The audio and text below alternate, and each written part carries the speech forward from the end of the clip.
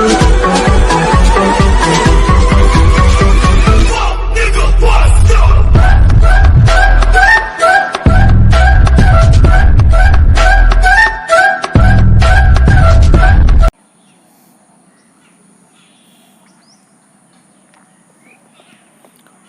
Student, मैं सनी आप सभी का स्वागत करता हूं आप सभी के अपने चैनल इलेक्ट्रिकल रिसर्च एकेडमी के ऑनलाइन पोर्टल पे। एक सेशन हरियाणा का हो चुका है। हरियाणा लाइनमैन के जितने क्वेश्चन पूछे जाते हैं सारे करा दिए हैं। वो आफ्टरनून का शिफ्ट था और ये एक मॉर्निंग का शिफ्ट है। ठीक है, तो सेशन ध्यान से देखना। प्रीवियस ईयर क्वेश्चन है तो इम्पोर्टेंट होगा ही होगा तुम्हारे जितने भी हरियाणा लाइनमैन वाले फॉर्म भरे हुए हैं। ठीक है, और ये क्वेश्चन के कुछ हद तक हो सकता है तुम्हारे मार्क में पूछे और यूपीपीसीएल के लिए भी इम्पॉर्टेंट है। तो सेशन पूरा देखना और सेशन पसंद आए तो सेशन को लाइक शेयर और सब्सक्राइब जरूर कर देना। तो क्वेश्चन स्टार्ट करते हैं और पहला क्वेश्चन देखते हैं क्या पूछा है कि एक एनर्जी मीटर में ड्राइविंग सिस्टम, रजिस्टरिंग सिस्टम और बुनियादी निर्माण भागों को बनाता है। ठीक है, ये पता है कि ड्राइविंग सिस्टम में और रजिस्टरिंग सिस्टम कौन से बेसिक जो कंस्ट्रक्शन पार्ट होते हैं। तो हमको पता है सर जी, एक मूविंग सिस्टम होना चाहिए। मूविंग सिस्टम मतलब टॉर्क जो होता है, जो किसी डिफ्लेक्शन, जो सुई हो या फिर जो कोई भी चीज़ हो उसको घुमाने का काम करे। तो 3 होते हैं, कौन कौन से? डिफ्लेक्टिंग, कंट्रोलिंग और डैम्पिंग टॉर्क। ये इंपॉर्टेंट है। और उसे रोकने के लिए ब्रेकिंग सिस्टम भी होना, जैसे शंट मैग्नेट फ्रंट ढिमकाना, बहुत इंपॉर्टेंट है। ठीक है, तो ये 3 चीज़ होने चाहिए। इसलिए इसका सही आंसर हो जाएगा ऑप्शन नंबर सी। चलो अगला क्वेश्चन देखते हैं। किसी ऊर्जा मीटर सिस्टम की एक रोटेटिंग एल्युमिनियम डिस्क होती है जिसे श्रृंखला और शंट मैग्नेट के वायु अंतराल के बीच रखा जाता है और एक शाफ्ट पर चढ़ाया जाता है, जो क्या होता है? मूविंग सिस्टम कहलाता है। ठीक है, क्योंकि एल्युमिनियम डिस्क ही क्या है, जो घूमती रहती है। उसी कारण क्या होता है, हमारी दिखाता है कि कितनी ऊर्जा खपत हुई है। ठीक, किसके अंतर्गत आता है? तो सर ये मूविंग सिस्टम के अंतर्गत आता है, इसलिए ऑप्शन नंबर बी सही हो जाएगा। चलो अगला क्वेश्चन देखते हैं क्या पूछा है, हिंदी में देखते हैं। एक एनर्जी मीटर में जब चुंबकीय क्षेत्र एडी करंट पर परस्पर प्रभाव डालता है तब ये क्या कहलाता है? तो सर हमको पता है कि ये क्या होता है, एक तरीके का डैम्पिंग टॉर्क होता है, एडी करंट। ठीक है, तो ये एक टॉर्क उत्पन्न करता है जिसको डैम्पिंग टॉर्क कहते हैं, जो बल लगाता है और डिस्क के घूमने का कारण बनता है। ठीक है, तो ये क्या होता है? घूमने का कारण भी बनता है। ठीक है, और डैम्पिंग क्या होता है? जैसे फाइनल स्टेट वैल्यू में गए तो वहाँ पे डैम्पिंग यानी क्या होता है? स्थिरता प्रदान करने का भी काम करता है, इसलिए ऑप्शन नंबर डी सही हो जाएगा। सही है। चलो देखो एनर्जी मीटर से कितने क्वेश्चन पूछे गए हैं। अगला क्वेश्चन है कि एक एनर्जी मीटर में शंट इलेक्ट्रोमैग्नेट ड्राइविंग सिस्टम कैसे जुड़े होते हैं? तो शंट की बात हो रहा है, यानी पैरेलल में ही जुड़े होंगे। तो होगा क्या? शंट इलेक्ट्रोमैग्नेट का कॉइल वितरण कॉइल यानी डिस्ट्रीब्यूशन के साथ जुड़ा होता है और जो विपरीत वोल्टेज के अनुपातिक और करंट को ले जाता है। ठीक है, यानी जितने जैसे जैसे तुम वोल्टेज बढ़ाते चले जाओगे वो क्या हो जाएगा? उसकी पावर और भी बढ़ती चली जाएगी। ठीक है, तो क्या होता है? वो ड्राइविंग सिस्टम के अंतर्गत आता है और वो शंट इलेक्ट्रोमैग्नेटिक कॉइल के साथ ही जुड़ा होता है। सही है ना। चलो अगला क्वेश्चन है, फैराडे के विद्युत चुम्बकीय प्रेरण के दूसरे नियम के अनुसार अभिव्यक्तियों चुने। जैसे ई बराबर क्या है? इलेक्ट्रोमैग्नेटिक बल है। ठीक है, फाई क्या है? मैग्नेटिक फ्लक्स है और एन क्या है? घुमाव है। ठीक है, तो जो भी इलेक्ट्रोमैग्नेटिक बल यानी ईएमएफ है, यानी एक तरीके का वोल्टेज है, तो हमको पता है ई बराबर minus N D phi by D T होता है। ठीक है, तो क्या हो जाएगा? N D phi by D T. यहाँ पे माइनस एन के हमारा क्या दिखाता है? फिर ये दिखाता है लेंज लॉ को दिखाता है। ठीक है ना। चलो अगला देखते हैं।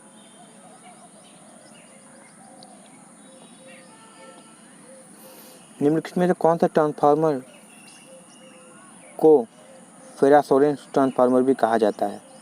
ठीक है, तो ऐसा कौन सा ट्रांसफार्मर है जिसको फेरासोरेंस ट्रांसफार्मर भी कहा जाता है? तो सही हमारा होता है कांस्टेंट वोल्टेज ट्रांसफार्मर जो होता है, इसको फेरासोरेंस ट्रांसफार्मर भी बोला जाता है। ठीक है, तो ये टेक्निकल वर्ड है, इसको याद रखना। सही है ना। चलो आगे देखते हैं।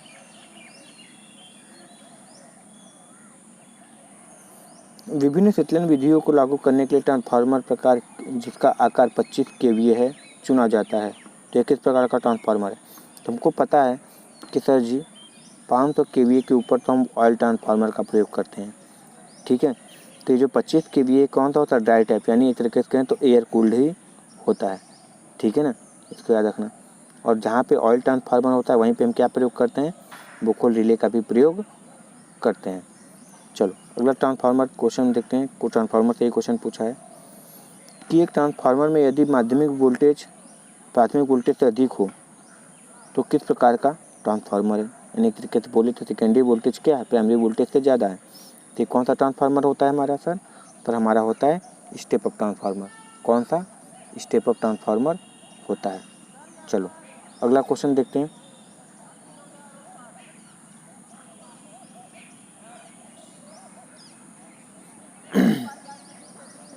यदि एक विद्युत मशीन यांत्रिक को विद्युत ऊर्जा में बदलता है तो वो क्या कहलाता है? तो सर ये हमारे शादी विवाह में अधिकतर मिलता है, हमको देखा जाता है। उसमें डीजल डालते हैं तो क्या होता है? उसमें घूर्णन होता है। घूर्णन के कारण क्या होता है? वो डायनेमो यानी एक तरीके से कहें तो ईएमएफ पैदा करने वाले सिस्टम को घुमाता है, जिसके कारण क्या होता है? एक ईएमएफ जनरेट होता है, जो जिसको क्या बोलते हैं? जनरेटर बोलते हैं। चलो अगला क्वेश्चन है। ये क्वेश्चन तो मतलब फ्री का नंबर बांटने के लिए होता है, ये बहुत बार पूछा जाता है कि सिंक्रोनस स्पीड बराबर क्या होता है? तो हमको पता है कि सर एन एस बराबर, और इस पर सवाल भी फ्री का ही मिलता है, 120 F/P होता है। पोल की संख्या, फ्रिक्वेंसी और ये सिंक्रोनस स्पीड है। तो ऑप्शन नंबर बी सही हो जाएगा। चलो अगला क्वेश्चन देखते हैं क्या पूछा है।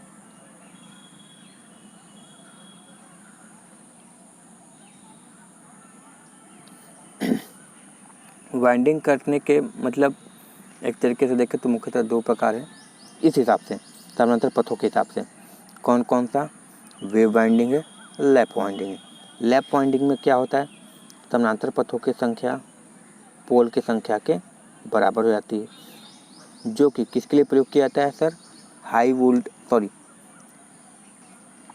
हाई करंट लो वोल्टेज के लिए प्रयोग किया जाता है लैप वाइंडिंग, ठीक है।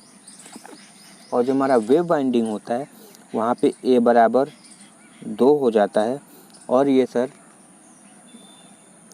हाई वोल्टेज और लो करंट के लिए प्रयोग किया जाता है, ठीक है। तो वेल्डिंग ट्रांसफार्मर में अधिकतर, वेल्डिंग जनरेटर में या फिर वेल्डिंग वाली मशीनों में अधिकतर हम लैप वाइंडिंग का प्रयोग करते हैं, ठीक है। तो इसका सही आंसर हो जाएगा ऑप्शन नंबर बी, सही है। चलो अगला क्वेश्चन देखते हैं।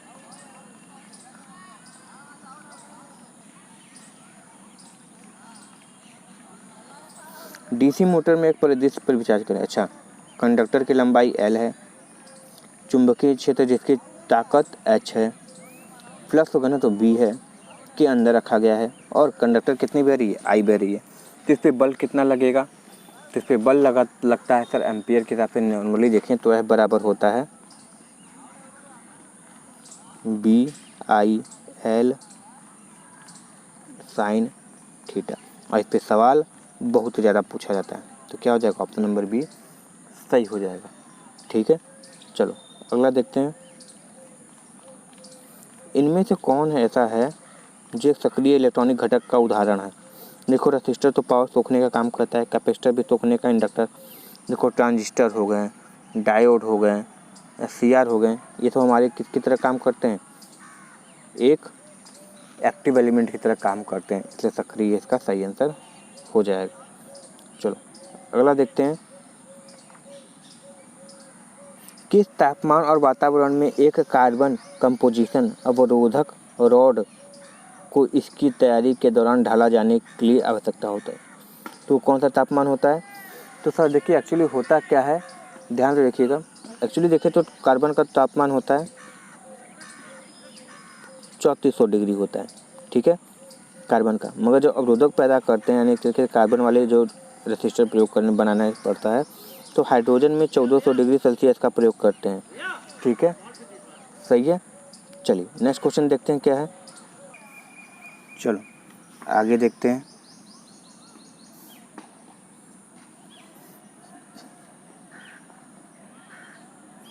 क्वेश्चन क्या है कि जब रेसिस्टेंस कलर कोड को 4 बैंड रेसिस्टर पर दाएं से बाएं पढ़ा जाता है तो यानी पहले राइट पढ़ना है फिर लेफ्ट पढ़ना है, तो ध्यान से देखना।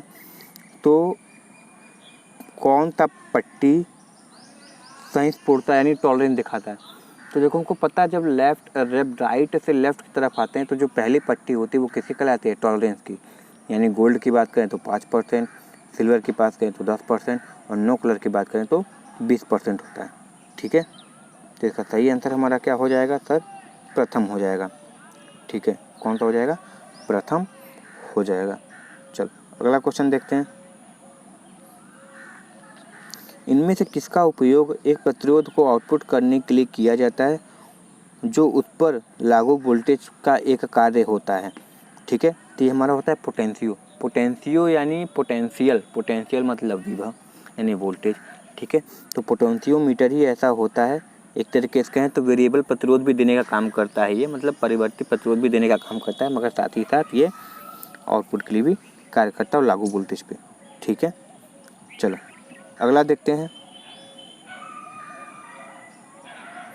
ऊर्जा बैंड सिद्धांत के आधार पर सेमीकंडक्टर में लगभग एक पूर्ण बैलेंस बैंड या एक लगभग क्या होता है और कंडक्शन में और निश्चित अंतर क्या होता है? तो देखो सेमीकंडक्टर में जो होता है अर्धचालक में क्या होता है? फुल बैलेंस बैंड होता है।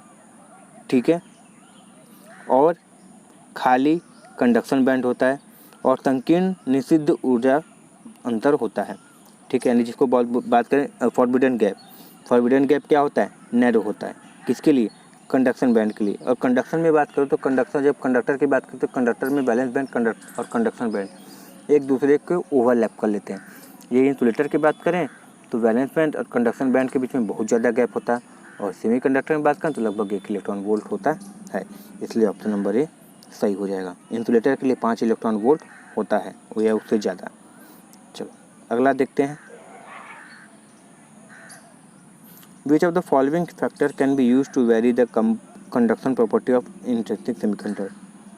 ठीक है, यानी निम्नलिखित कारकों में से किसका उपयोग एक आंतरिक अर्धचालक की चालन संपत्ति को भिन्न करने के लिए उपयोग किया जाता है? अच्छा, जब इंट्रिंसिक होता है तो केवल एक चीज़ पर डिपेंड करता है और वो क्या होता है? तापमान होता है। क्या होता है? तापमान होता है। ठीक है, और तापमान के कारण ही लीकेज करंट फ्लो होता है, ये भी याद रखना। ठीक है, चलो आगे देखो।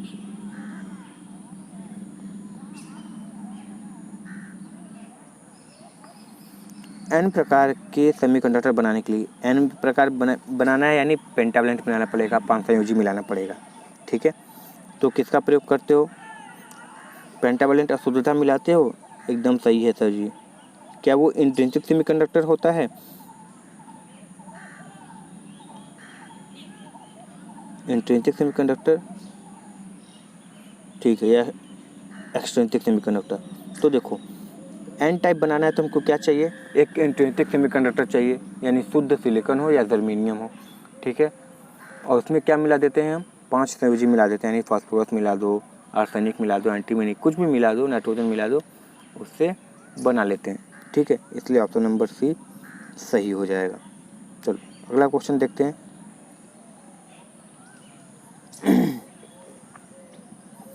निम्नलिखित में से कौन सा विकल्प आईसी का उपयोग करने का सबसे अधिक फायदा है? ठीक है, देखिए सबसे बड़ा फायदा ये है, एक तरीके से बात करें तो ये बहुत छोटा होता है। ठीक है, हजारों सर्किट चाहें तो आप एक छोटे से चिप पे 2 से 3 mm के चिप पे चाहे 4 mm के चिप पे आसानी से बना सकते हैं। ठीक है, और साथ ही साथ क्या कर सकते हैं सर, इसमें कम बिजली खपत भी होती है, क्योंकि सेमीकंडक्टर होते हैं तो बिजली की खपत कम होती है। नहीं पहले वैक्यूम ट्यूब आती थी टीवी वाली, जो बड़ी बड़ी टीवियाँ होती थी, देखते थे कितनी बिजली खींचती थी। अब क्या हो गया, आईसी वाले आने लगी हैं, एलसीडी देख लो, एलईडी देख लो। ठीक है, एक बल्ब के खर्च में चली जाती हैं। सही है ना? चलो आगे देखते हैं नेक्स्ट।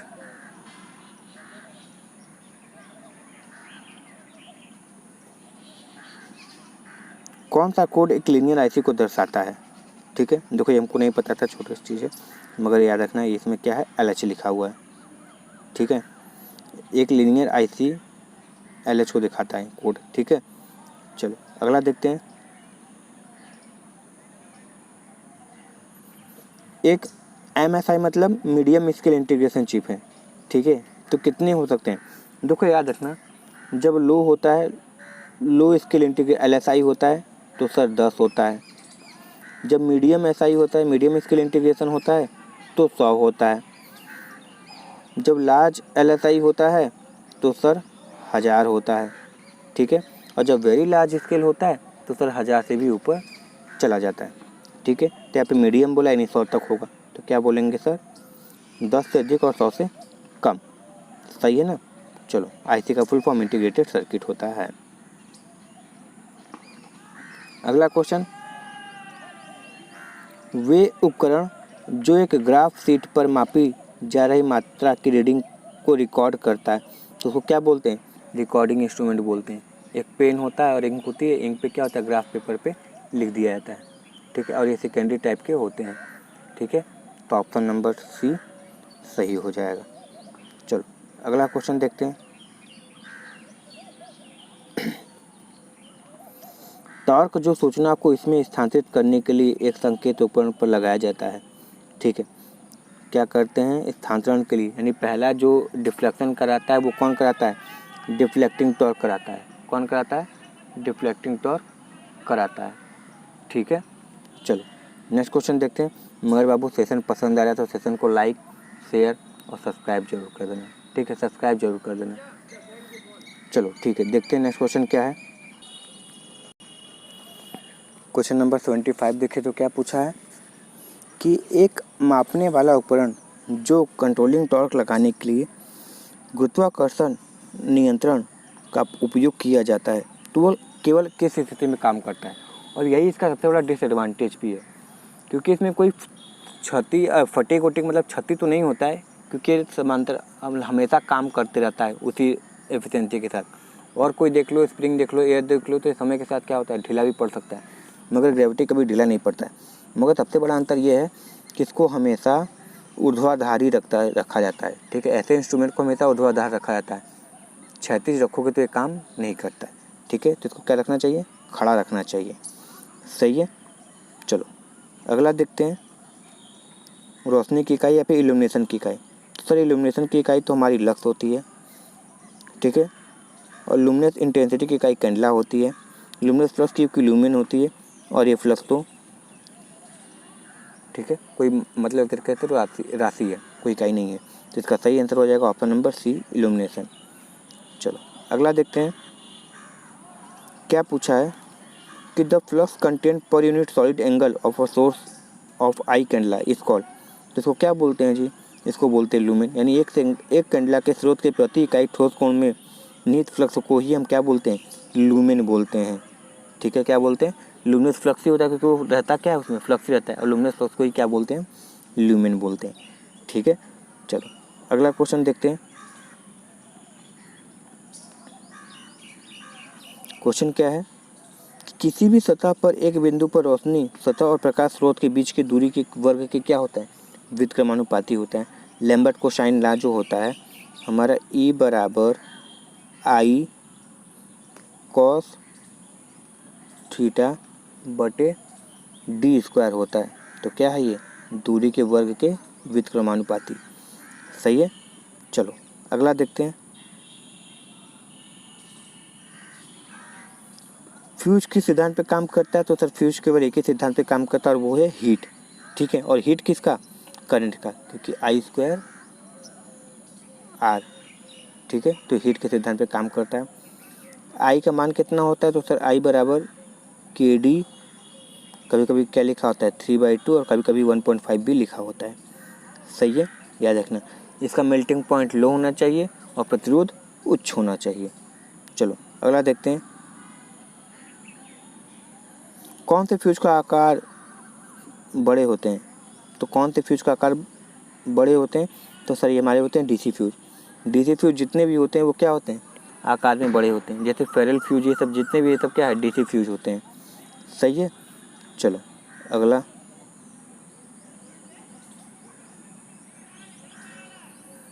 निम्नलिखित में से कौन सा एक उच्च वोल्टेज फ्यूज है।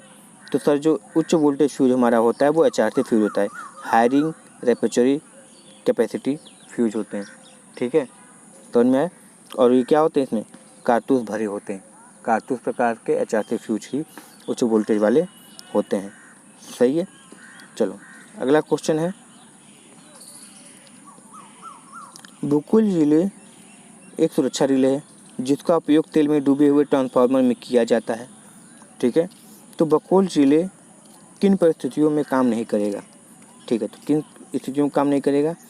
क्या होता है, जब ट्रांसफार्मर के तेल का स्तर गिरता है तो जब क्या होता है, इसका जो प्लेट होता है वो संचलन करता है, जिसके कारण ये बुकुल रिले काम नहीं करता है। तो देखो, दो के कारण ट्रांसफार्मर के अंदर गैस के बुलबुले बनाते हैं तो काम करता है, क्योंकि प्रेशर के लिए अलार्म बजाता है। स्तर गिरता है तो ब्लड जिससे बफल प्लेट का कार्य जब कोई संचालन नहीं होता है तब ये काम करता है, तो ये भी गलत हो जाएगा। ठीक है, जब क्या होता है कि जब तेल संरक्षण से बाहर आता है तो यानी गेज फैक्टर ऑयल गेज होता है, तो जब उसमें भी कोई फॉल्ट होता है तब भी बुकुल रिले अलार्म बजाता है।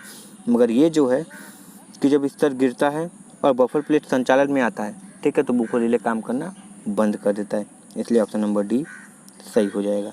ठीक है, चलो नेक्स्ट देखो,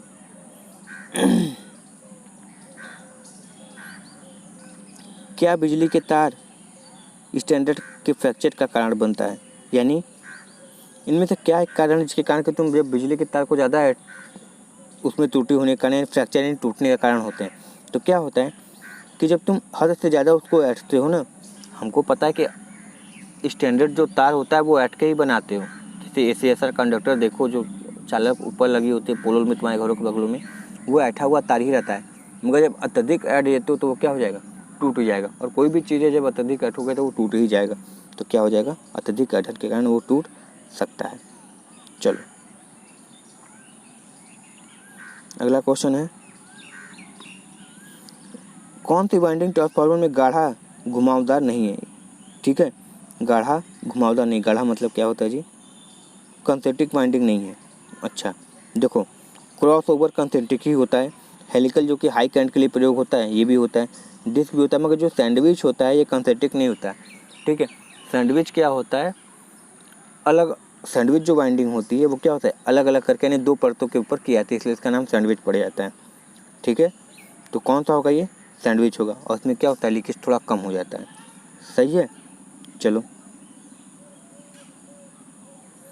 किस प्रकार के अग्निशामक यंत्रों का उपयोग बिजली के उपकरणों से बिजली की आग निकालने के लिए किया जाता है। तो बहुत से एग्जाम में तुमको डी मिलेगा, मगर तुमको यहाँ पर सही आंसर दिया है option C.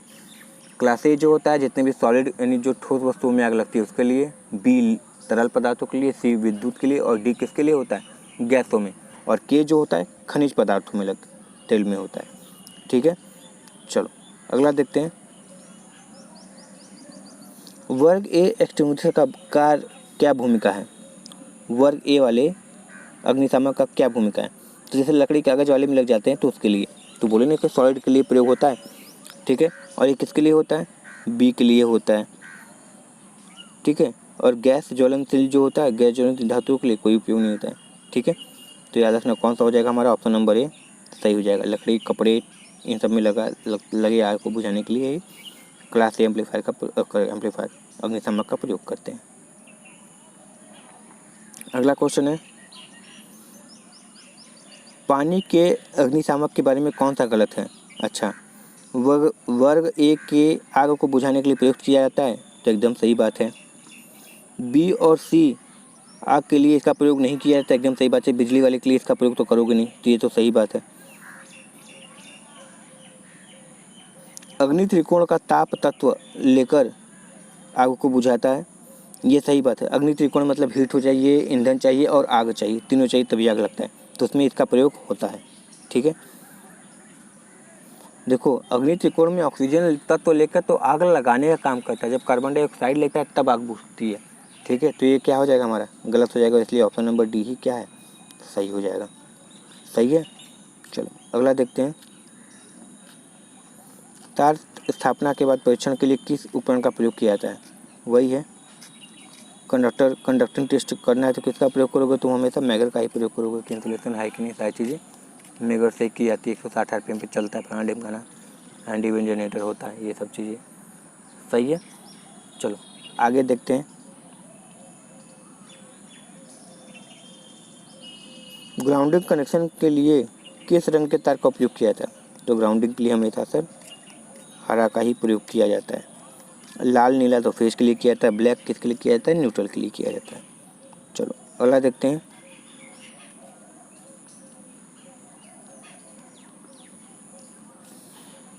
Which factor does not affect the type of wire that will be installed by any electrical drive?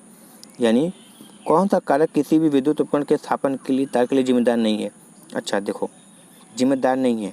सबसे इंपॉर्टेंट चीज़ है कंडक्टर का क्या आकार है, ये डिपेंड करेगा, क्योंकि लोड इसी पे निर्भर करेगा, लोड कितना इस पर कनेक्ट करना है कितना नहीं, तो आकार पे तो निर्भर करेगा। तापमान में करेगा, क्योंकि तापमान ज़्यादा होगा तो वाइंडिंग जलने का खतरा होगा, या फिर जो वायरिंग करेंगे वो जलने का खतरा होगा, तो इस पर तो निर्भर करेगा। ज़मीन के ऊपर करना है कि ज़मीन के नीचे करना है, इस पर भी मैटर करेगा। ठीक है, ज़मीन के नीचे होगा तो नमी वाला होगा तो उसको लिए अलग तार का प्रयोग करेंगे ना, अलग कवच का प्रयोग करेंगे। मगर कलर कोड क्या है, कोई दिक्कत नहीं। कलर कोड तो हमारे पहचानने के लिए, आसानी के लिए कि अच्छा ये फेज गया तो वहाँ पर भी फेज यही इसी रंग का होगा, तो आसानी होता है। मगर क्या तुम लाल की जगह पीला लगाओ तो क्या धारा नहीं प्रवाह होगी? बिल्कुल होगी। ठीक है, तो कलर कोड क्या हो जाएगा, थोड़ा यहाँ पे गलत हो गया। ठीक है, चलो आई होप सेशन पसंद आया होगा। ये मॉर्निंग का सेशन था। ठीक है, हरियाणा वालों के लिए ही क्वेश्चन था। तो बाबू सेशन पसंद है तो इसको लाइक शेयर और सब्सक्राइब जरूर करें, सब्सक्राइब प्लीज़ कर दिया करो। ठीक है ना, चलो मिलते हैं नेक्स्ट वीडियो में। Thank you very much and all the very best.